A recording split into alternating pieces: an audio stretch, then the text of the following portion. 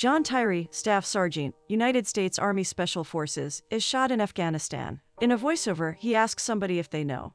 What is the first thing that came to his mind? Coins. John is 8 years old again, and he recalls his tour of the U.S. Mint. He is listening intently to the guide explain how coins are made. He compares himself to a coin in the United States Army. The other soldiers desperately try to keep him conscious, while his consciousness drifts to the imperfect coins. Just like them, he now has 2 holes in him, rendering him imperfect. He then tells someone that the last thing that entered his mind before he blacked out was you. It is the spring of 2001, in Charleston, South Carolina. John is enjoying his summer on a beach, surfing in the ocean. Once he is done, John is standing on the boardwalk when a group of young people catches his attention. Among them is Savannah Curtis. The group walks to the edge of the boardwalk, and one of the guys accidentally knocks off Savannah's purse into the sea. Savannah whines as the guy runs to retrieve it. John witnesses all this and without a second thought, jumps into the ocean. Very swiftly, he retrieves the bag and swims back to the shore. Savannah and the others run up to him, and Savannah thanks him after introducing herself. John wishes they have a comfortable stay and turns to the other side to leave.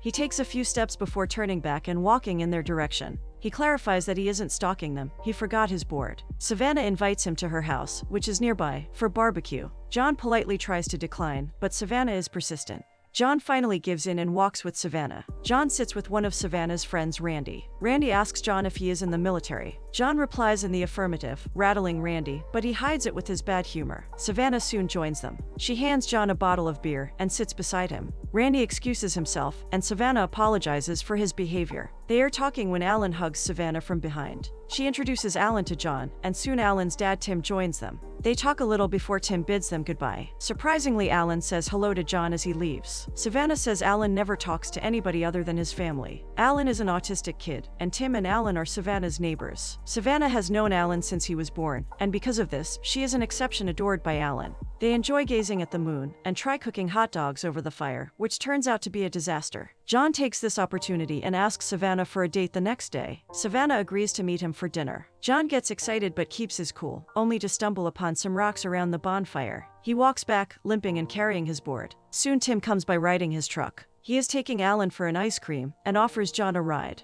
John contemplates a little before hopping on the truck. Tim tells John about his wife taking a solo trip, as taking a trip together is difficult for the parents with Alan. John gets down near his house, but before he can leave, Tim delivers the most polite threat, if he ever hurts Savannah. Since he knows Savannah's dad, he feels responsible for letting the man interested in her know what her father would have said. John arrives home and finds his dad intently studying his coins as usual. He leaves him be. The next day, Savannah takes John to Bowen's Island restaurant. John is reluctant, but Savannah insists. As they enter, the owner of the restaurant, Steve, approaches John rudely and tells him he doesn't want any trouble there. John tries to placate him and promises to cause no problem. Savannah asks him about what happened earlier, but John says nothing and changes the topic. She is curious about John's dad and asks many questions about him before announcing that she wants to meet him that night. John takes Savannah home. He warns her about his dad not being much of a talker, but everything changes once she shows interest in his numismatics. With newfound enthusiasm, Mr. Tyree tells her the story behind each coin he owns. It is late when John drops Savannah home. She tells John not to be so hard on his dad, as he loves him, even if he cannot see it. Savannah wishes him goodnight after promising to meet him again.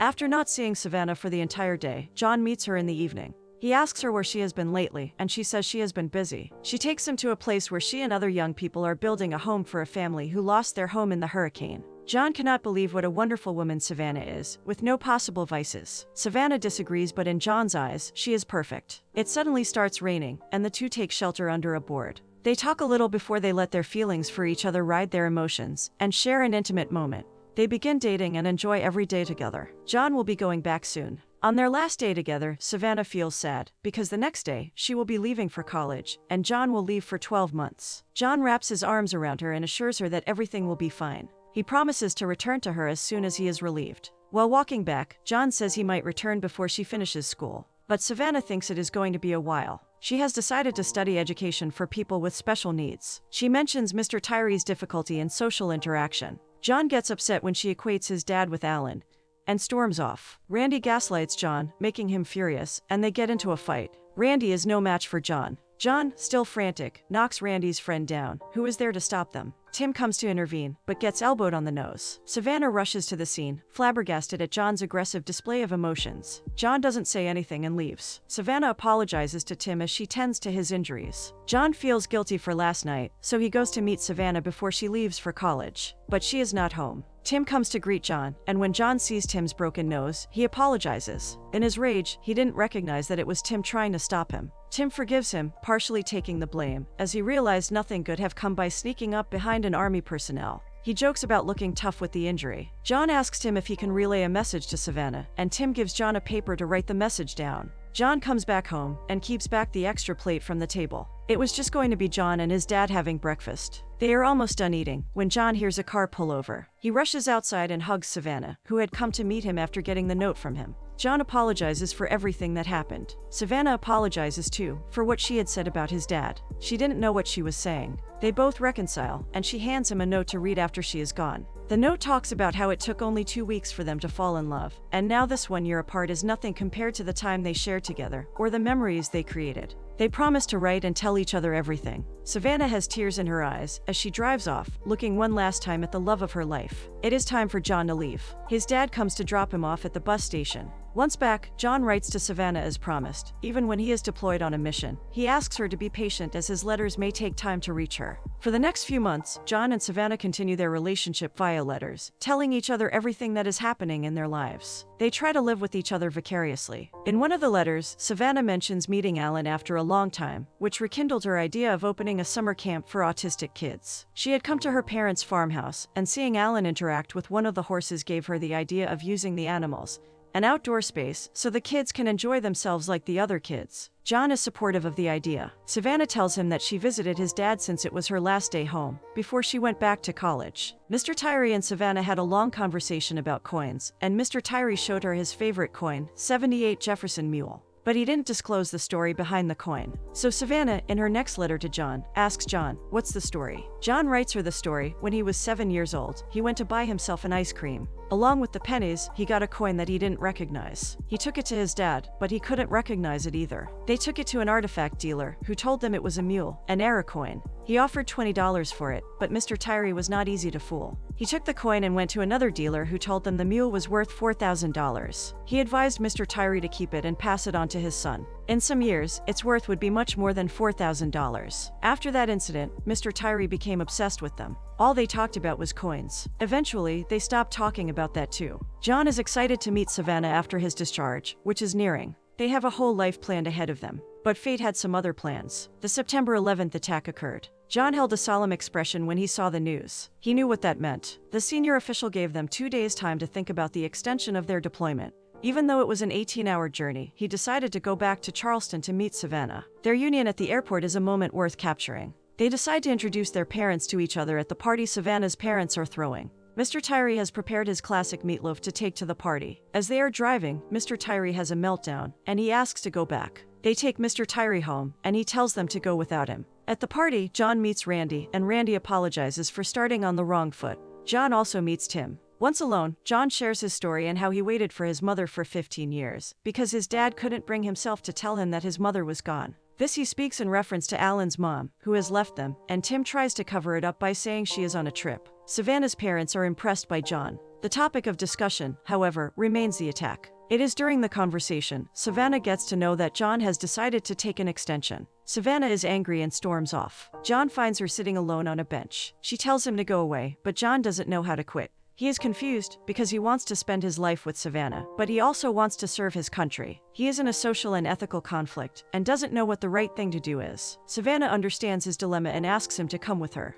The emotions and the fact that they will not see each other for 2 years make them want to give in, and so they get intimate. Savannah goes to see John off at the airport. He is surprised to see his dad there to wish him the best. They continue their long-distance relationship through letters. But not being able to see each other started taking a toll on them. As difficult as it may get, Savannah couldn't take it anymore. She couldn't pretend that everything was going well, when clearly it wasn't. As a result, she stopped writing to John, and all John could do was wait. After a long wait of 2 months, John finally receives a letter from Savannah, but it is not what he anticipated. Savannah has broken up with him. She writes that she has found someone else, and they are now engaged. Enraged and finding it pointless to keep all her letters, John burns them all, wondering what could have gone wrong. Even though Savannah hasn't disclosed who the guy is, he has an idea who it could be. One day while patrolling, an Afghani man comes running to their jeep and tries to tell them something, but they don't understand him because of the language barrier. John takes the decision to move forward and check the place. He, along with his comrade, make their way, carefully looking for the enemy, when his comrade gets shot. John pulls him to safety and assesses the damage. The bulletproof vest saves his friend. But John isn't so lucky. Suddenly 2 shots are fired at him, wounding him severely. John wakes up to find himself in a hospital in Germany. After 3 months of painful recovery, John re-enlists himself. John insists on making it his career. And just like that, 4 more years pass. The year is 2007. John is sent home because his dad suffered a stroke. Once again, John stands in front of his bedridden father. His eyes well up with the thought that he could have made a difference if he were at home. After the doctor told him, he was found unconscious after a considerable amount of time had passed. John goes back home and looks around, unable to control his emotions. He sits at his father's table and looks at his coins. He finds the lucky mule and decides to pen down his feelings. After freshening up, he goes to the hospital and finds his dad has been removed from the room. John gives his dad the letter he wrote him, but decides to read it anyway. We're taken back to the first scene. The voiceover was him reading his letter to his dad. And he recalls when he was shot, the first thing that came to his mind was coins, and the last thing that came to his mind was you. He cries as he reads the letter, feeling guilty for all those times he was not with his dad when he needed him.